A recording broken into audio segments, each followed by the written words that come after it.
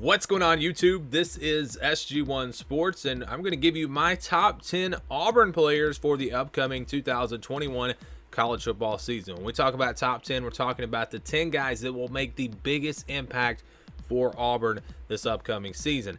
There's probably going to be some guys that kind of come out of nowhere that we can't really see. You know, a wide receiver, for example.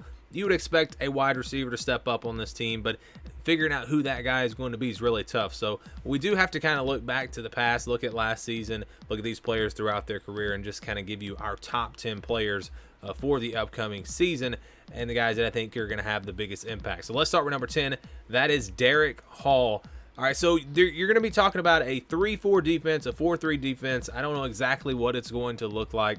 I think they want to do a 3-4 defense. So you're going to see Derrick Hall kind of play maybe at the outside linebacker spot, maybe at defensive end, but it's a guy that I think is going to be a pass rusher. At the end of the day, that's what he's going to do.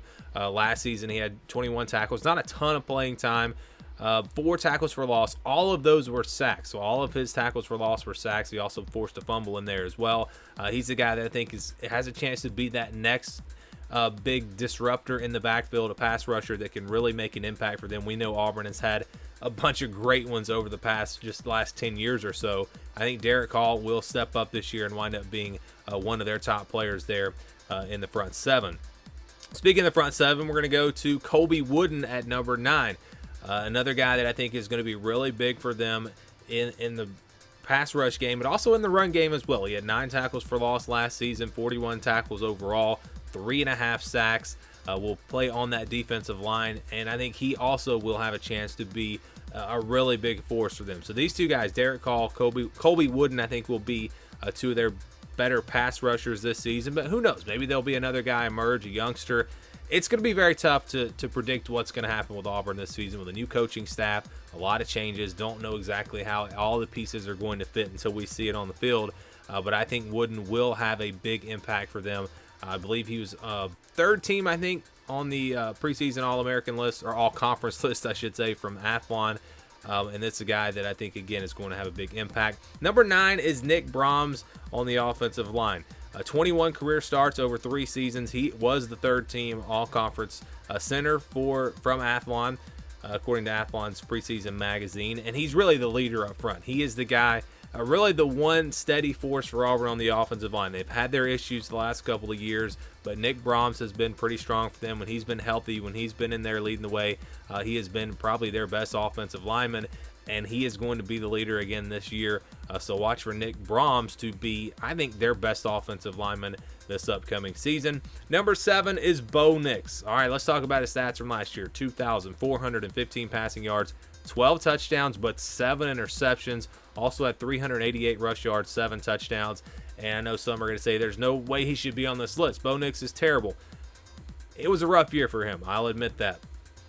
That's not a good touchdown to interception ratio, 12-7. It's not horrible, but it's not great.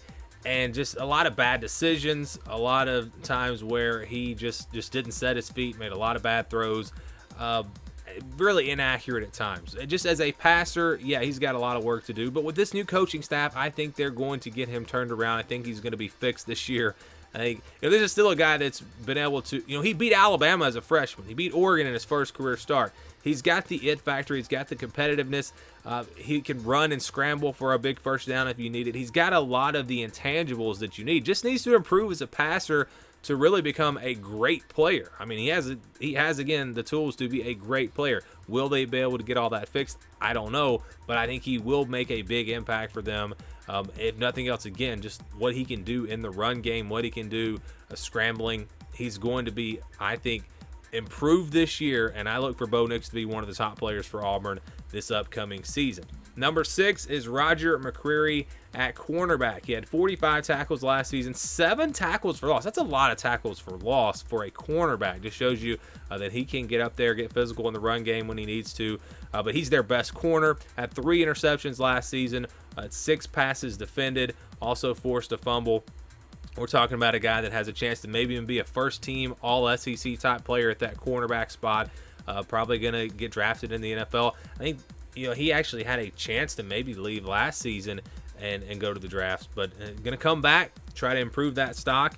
and probably a good idea, because I think he now has a chance to really maybe emerge as even a top first round, not a top, but a first round pick, second round pick, something like that. So I think a good decision for him to come back, and I think he's going to be a big part of this defense. A secondary that is really deep for Auburn. They've got a lot of depth there in the secondary. Corner, safety, both positions look really solid for them. And McCrary, I think, leads the way there at corner. Speaking of defense, we go to Owen Poe at number 5 at the linebacker spot. 93 tackles last season, 6 tackles for loss, 4 sacks. Also had an interception, had a fumble recovery, broke up 2 passes as well. And a guy that just has a ton of speed, can play sideline to sideline, especially in the run game. I think that's where you can see him really make an impact. You look at this linebacker group, and they should be pretty strong. Again, it's very interesting to see what's going to happen with this defense. They run more of a 3-4, more of a 4-3. I think if you see them in a 3-4, he's probably one of those interior linebackers. If they run a 3-4, he's going to be on the outside. And again, a guy with a lot of speed that I think can make a lot of plays. Make plays behind the line of scrimmage as well. Watch out for him to be a potential all-SEC player this season. Number 4 is Anders Carlson, the kicker. He was 20 of 22 on his field goals last season, 5 for 5 for 40 to 49, and 2 for 3 from 50 plus. So on 40-plus yard field goals, he was 7 for 8. Really solid on the long kicks. Made all of his extra points except for 1. He is, I believe, the number 2 or the second team All-American kicker according to Athlon's preseason magazine.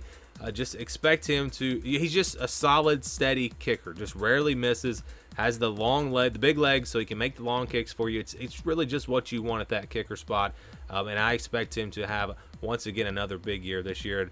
Probably go on to have some success in the NFL as well. Number 3 is Smoke Monday at safety. Another guy that maybe could have gone to the NFL last season, but decided to come back for his senior season. 73 tackles, 4 tackles for loss, 1 sack last season, 2 interceptions, broke up 3 passes, 1 forced fumble. A guy that's really just all over the field. You see him making interceptions. You see him making plays behind the line of scrimmage.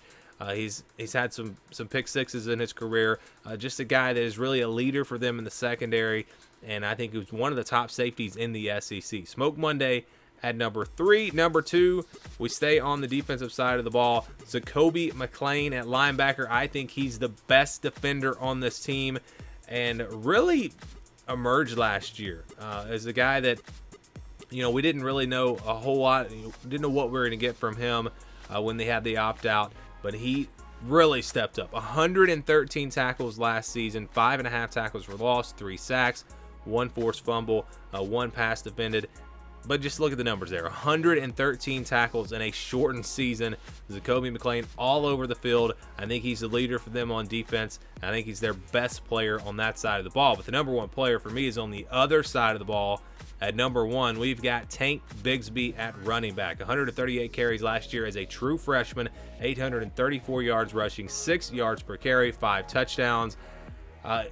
What can you say about this kid? He's got it all. He's got the explosiveness, he's got the speed, he's got the power. He is the total package, and I think at the end of this year, you might see Tank Bigsby as one, maybe a top 3, top 4 running back in all of college football. I'm expecting big things from him. If he can stay healthy, this is a potential dark horse Heisman type candidate, and I think they're going to use him a little bit more in the passing game with this Brian Harsin offense.